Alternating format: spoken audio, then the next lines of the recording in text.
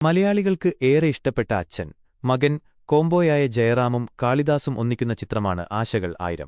നീണ്ട 22 വർഷങ്ങൾക്കുശേഷം ഇരുവരും ഒന്നിച്ച ചിത്രം ഇന്നാണ് ഫെബ്രുവരി 6 തിയേറ്ററുകളിലെത്തിയത്.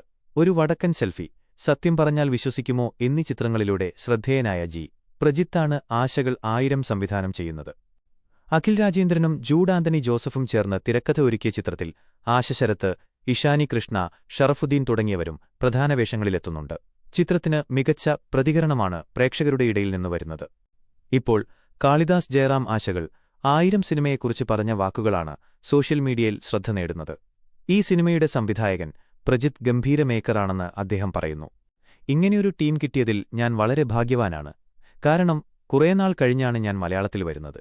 എന്താണ് വേണ്ടതെന്നുള്ള ജൂഡേട്ടന് കൃത്യമായി അറിയാം. എല്ലാ കാര്യങ്ങളെക്കുറിച്ചും വ്യക്തമായ ധാരണയുണ്ട്.